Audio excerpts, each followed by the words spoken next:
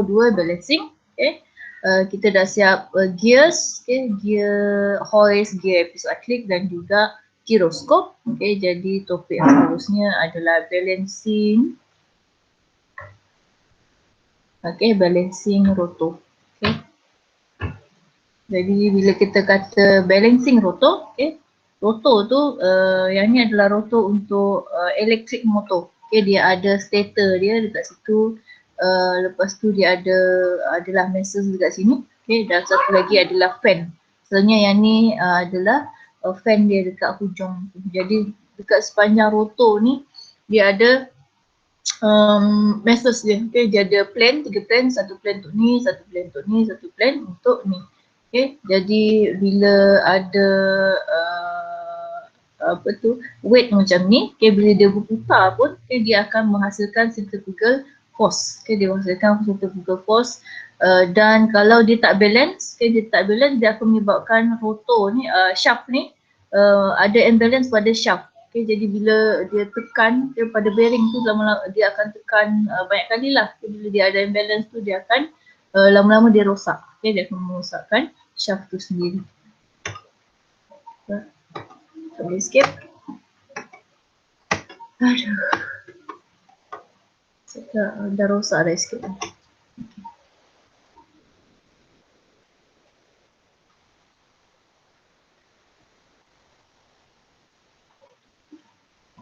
Okay, jadi yang ni kalau benda kecil tak apa, tapi yang ni adalah high pressure turbine, okay, high pressure turbine.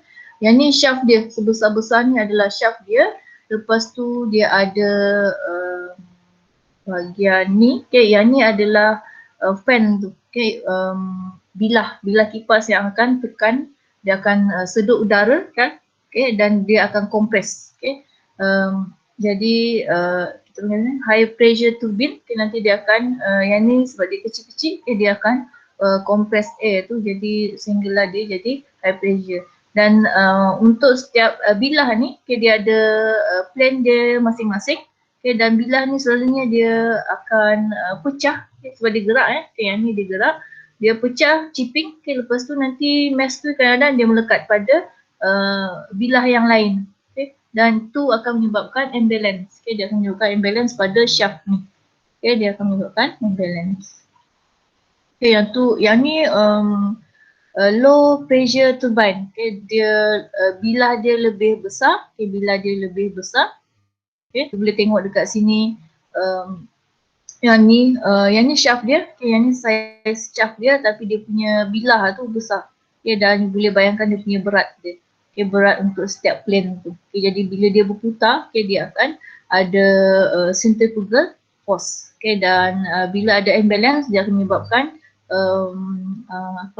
ada stress, okay, ada stress pada shaft tu. Okay, lama-lama bila dia banyak sangat stress, okay, lama-lama dia akan rosak. Okay, dan role kita sebagai mechanical engineer kalau you bertugas sebagai orang yang maintain benda ni adalah pastikan dia ada bearing okay, pastikan bearing tu dia tak mengalami, walaupun dia ada imbalance, dia tak mengalami terlebih stress. Okay, kalau terlebih stress nanti you punya bearing tu pecah, nanti you punya shaft ni pun dia akan pecah.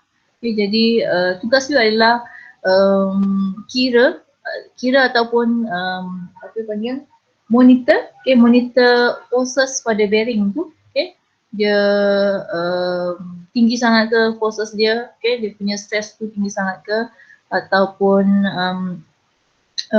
dia boleh guna lagi ke, ataupun kena buat kena bersihkan, okay, kena bersihkan mana-mana yang bilah kipas yang chipping tu, ada yang chipping, lepas tu ada yang dekat tempat lain kan, sama ada baiki tu ataupun buang, okay, buang mana yang menyebabkan imbalance. Okay, sebab yang ni kalau dia stop ni, okay, yang ni saiz dia tak besar sangat yang saya dengar tu yang dekat pengerang tu, diorang ada plant, okay, power plant dekat pengerang tu, dia punya saiz sangat besar. Okay, saiz dia seolah-olah seperti sebuah bangunan.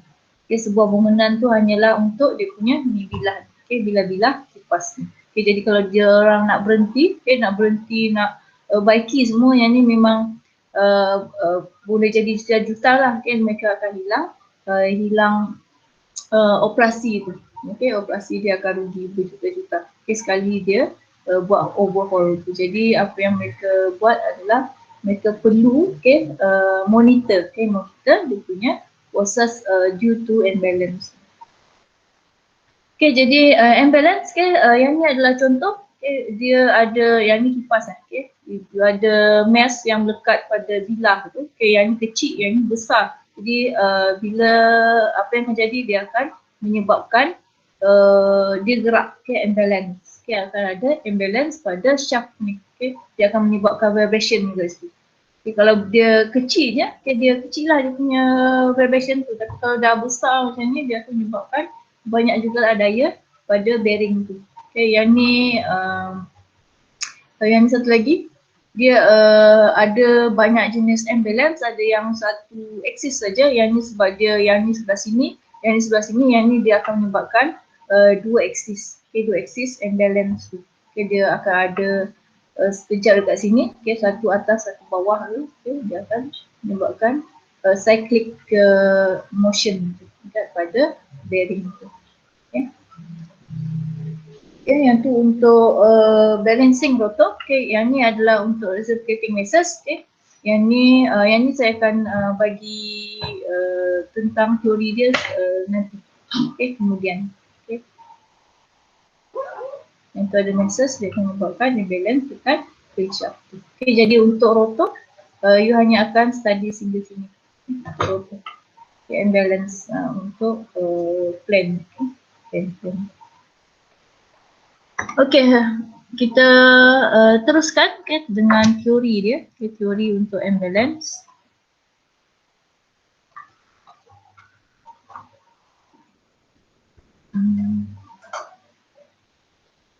Balancing kat sini.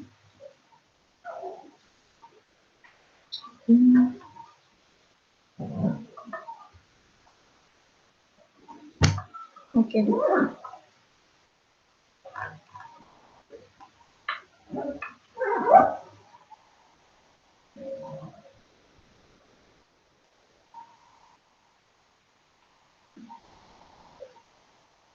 Okay.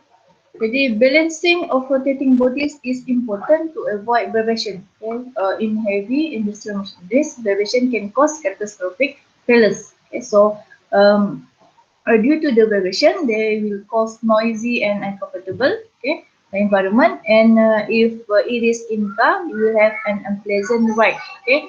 Yang ni sebab tu kita buat balancing, balancing dekat balancing tayar. Okay.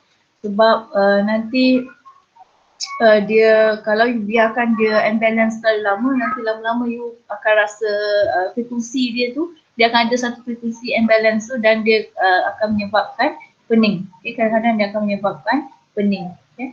Jadi dan tak selesa lah, okay, bila you naik kereta je you rasa pening, rasa nak muntah. Okay. Dan tu sebab dia ada imbalance pada tayar-tayar tu. Okay, jadi untuk balance system, okay, dia mesti memenuhi dua condition. Okay. Satu adalah static balance dan satu lagi adalah dynamic balance. Okay. Kalau static balance tu maksudnya no resulting centrifugal force and the center of gravity is on the axis of rotation dan jumlah MR tu sama dengan kosong. Okay, yang ni apa tu static imbalance tu maksudnya you ada satu apa tu you ada balance lah. Okay, yang ni force. Okay, yang ni untuk static balance, yang ni adalah force. Okay, MR. Okay, untuk dynamic imbalance, okay, maksudnya dia no resulting couple along the axis. Okay, total of MRD equal to 0. Artinya you ada yang kalau static imbalance ni dia ambil kira satu plane, okay, saja. Okay, tapi untuk dynamic balance ni you kena ambil kira dia punya jarak juga tu, dia punya moment. Okay, dia punya moment pada sepanjang aksis. Okay, pada sepanjang aksis. Okay, yang ni kita ada case study untuk centrifugal force. Okay, jadi apa itu centrifugal force? Okay, kita cuba buat case study untuk kereta. Okay, a vehicle of mass M is taking a turn with constant velocity V. Okay, lalu lepas dia gerak dengan constant velocity v, dan dia sedang membelok. Bila dia membelok, apa yang akan jadi? Dia akan rasa centrifugal force. Jadi bila kita buat dynamic analysis, force pada arah centrifugal, MAN tu,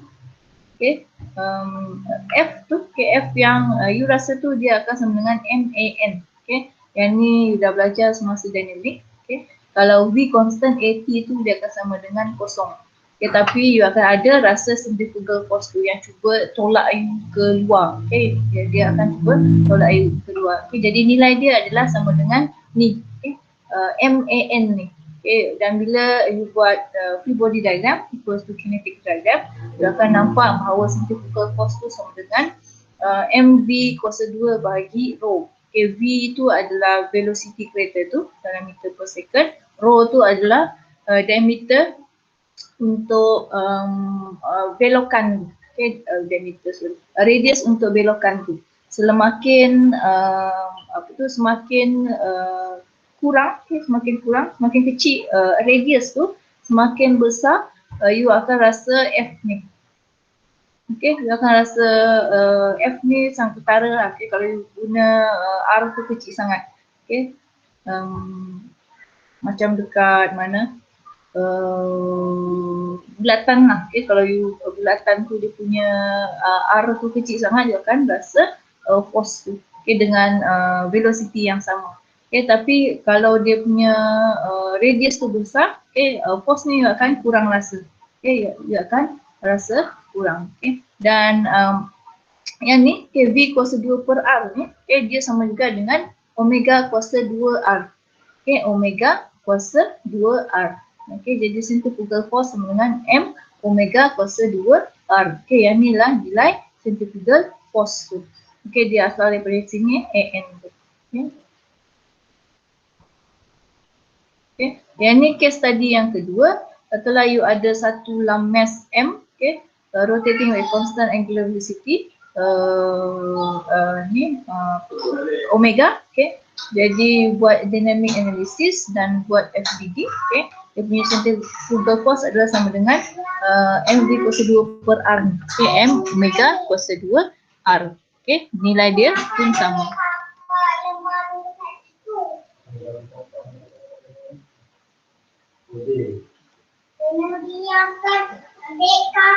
Doktor, apa itu LAMMAX?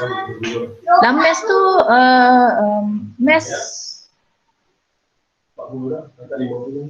mass yang apa sebenarnya LAMMAX dalam bahasa Melayu? Apa?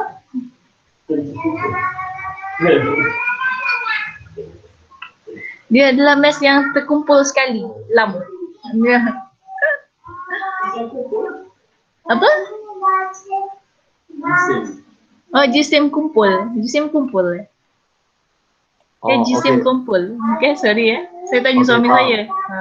Dia jisim kumpul, LAMMAX. Thank you. Sekejap balancing photo. Saya tutup ni sekejap.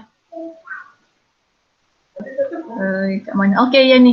Dia punya case study tu tadi dia adalah, saya tak letak dia punya gambar rajah tu.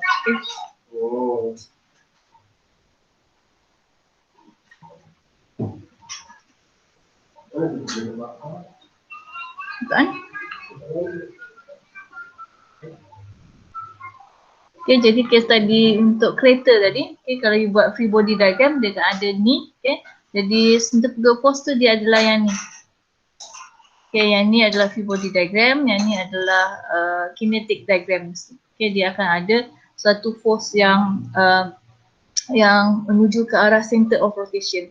Jadi centrifugal force dia akan sama dengan M omega kuasa 2R.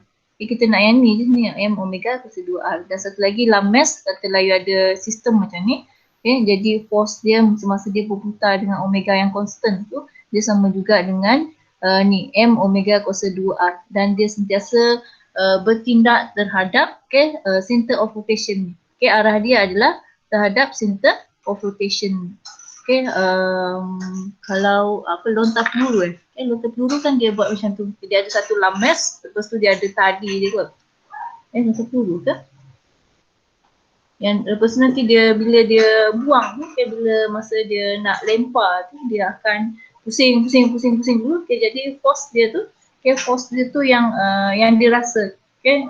Disebabkan dia berputar tu. Terus nanti bila dia lepaskan nanti dia akan launch lah. Dia akan launch, yang itulah force yang dia ada untuk centrifugal force tu.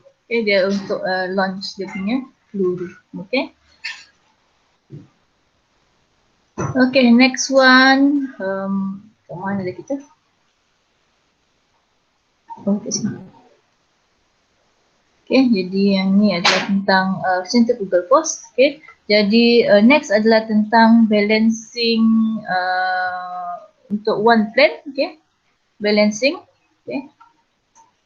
Jadi yang ni untuk jika sekiranya you nak buat balancing pada satu plane sahaja, okay, untuk unbalance this, okay, the center of gravity G will always rest below the center of rotation. Okay, when the disc eventually stop turning. Okay, kalau lah you ada satu disc yang tak okay. Kalau dia tak kalau dia tak balance, okay, apa yang akan jadi dia setiap kali putar ni, okay, putar dan dia akan setiap kali berhenti tu dia akan ada satu posisi tu je. Okay, dia mesti berhenti pada satu tempat tu, yang tu maksudnya dia ada imbalance. Okay, tapi kalau yang kalau disc tu dia balance, okay, kalau putar ni, okay, putar lepas tu tanda tengok sekali dia akan berhenti pada katalah time tu akan berhenti pada satu tempat. Okay, kemudian you buat sekali lagi, okay, dia akan berhenti pada tempat yang lain. Okay, dan buat sekali lagi you akan dapati dia akan berhenti pada tempat yang berbeza kalau dia balance. Tapi kalau dia tak balance, dia akan sentiasa dia akan berhenti pada setiap kali dia akan berhenti pada tempat yang sama. Okay, a balance disc will stop at a random position. Okay, jadi macam mana nak balancekan disc satu disc? Okay, jadi kita guna pengiraan. Okay, balancing force sama juga dengan centrifugal force. Okay, jadi centrifugal force sama dengan M omega kuasa 2R. Okay, dan kalau kita nak balancekan dia, kita kena samakan yang ni, nilai ni sama dengan ni. Okay, MV omega kuasa 2RB. Oleh kerana omega tu sama, okay, omega kita tu sama, jadi boleh cancel out. Yang beza adalah MV dan RB dan MR ni. Okay, jadi R adalah imbalance tu berada dekat sini. Okay, jadi kalau kita dah tetapkan M, kita boleh cari nilai RB tu. Okay, kita boleh cari RB tu. Jadi resultant imbalance plus the balancing force, okay, dia sepatutnya jadi kosong. Okay, vectorially ni maksudnya dia mesti ada arah dia. Okay, dia mesti ada arah dia. Okay. Okay, next. Ini. Okay. Jadi untuk imbalance, okay, imbalance dia ada 3 jenis. Okay, salah satu jenis, okay, jenis yang pertama adalah eccentricity. Ni maksudnya you ada satu disc macam ni. Lepas tu dia eccentricity tu dia punya G tu berada pada bukan berada pada tengah.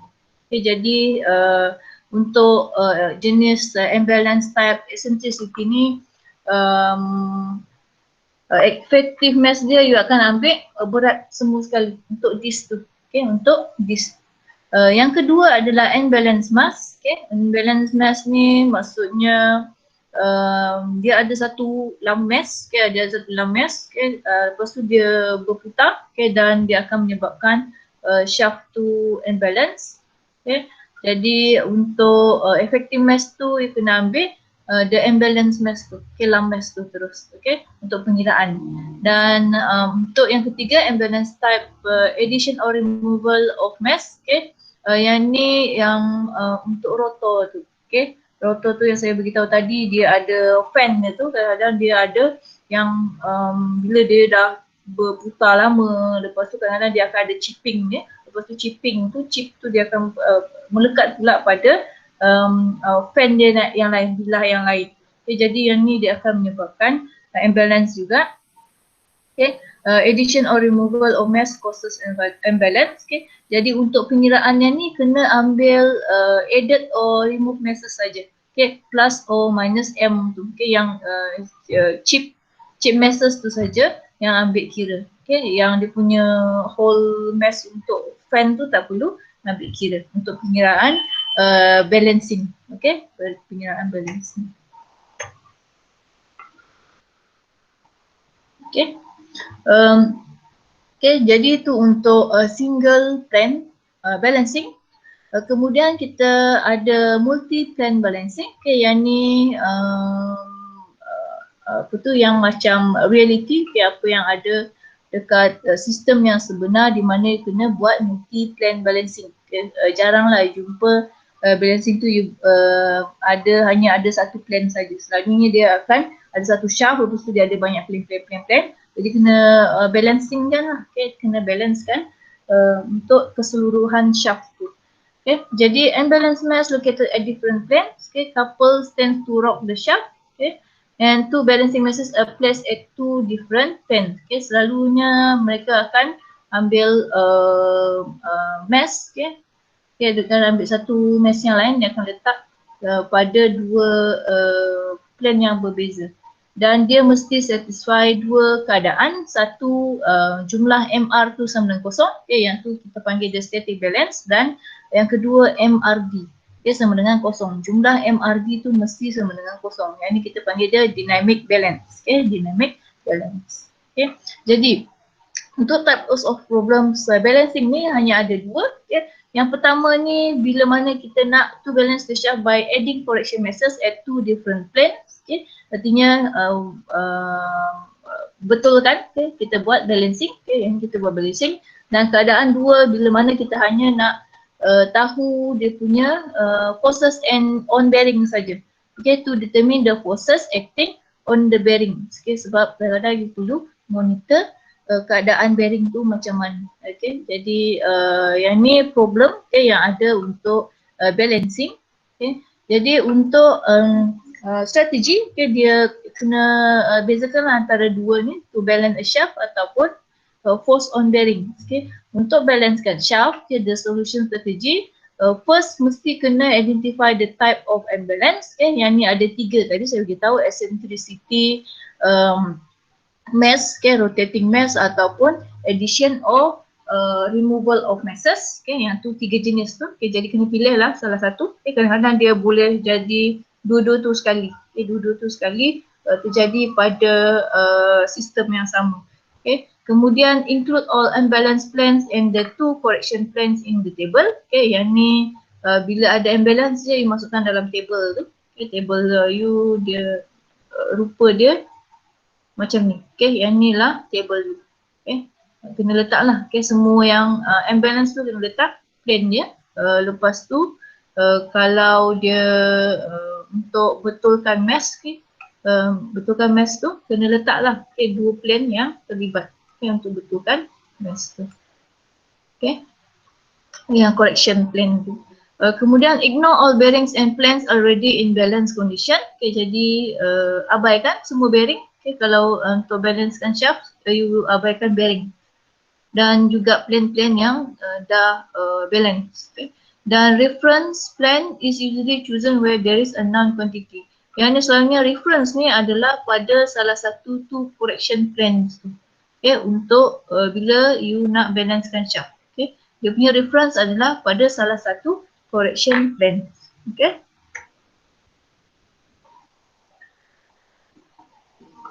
Okay, yang ni adalah yang kedua, okay, types of problem yang kedua, force on bearings. Okay, solution strategi dia hampir sama dengan to balance a shaft tadi. First kena identify types of imbalance, kemudian yang ni dia kena include all imbalance plans dan juga two bearings, okay, in the table. Ignore all plans already in balance condition, dan reference plan-nya selalunya kita ambil bearings, okay, salah satu bearing tu, okay, dia mesti salah satu bearing, okay. Jadi tu dah. Okey, 12.51 lah. Okey, jadi itulah kita punya teori, teori yang akan guna untuk selesaikan imbalance ni, masalah imbalance ni. Untuk topik ni saya ada sediakan beberapa contoh soalan. Contoh soalan ni soalan 1, soalan 1, soalan 2, soalan 2, soalan 3. Soalan ketiga kat sini. Soalan 4. Soalan 4 yang ni. Kejap. So ada soalan 3. Okey. Soalan 4. Okey, hanya ada 4 soalan saja. Okey, jadi yang ni kita akan tengok petang ni lah. Okey, untuk contoh soalan ni kita akan tengok petang. Saya akan cubalah buat dalam masa 2 jam. Dekat 2 jam. Untuk habiskan semua example. Okey, jadi setakat itu saja untuk teori untuk balancing. Okay. Kita akan buat latihan dia petang ni.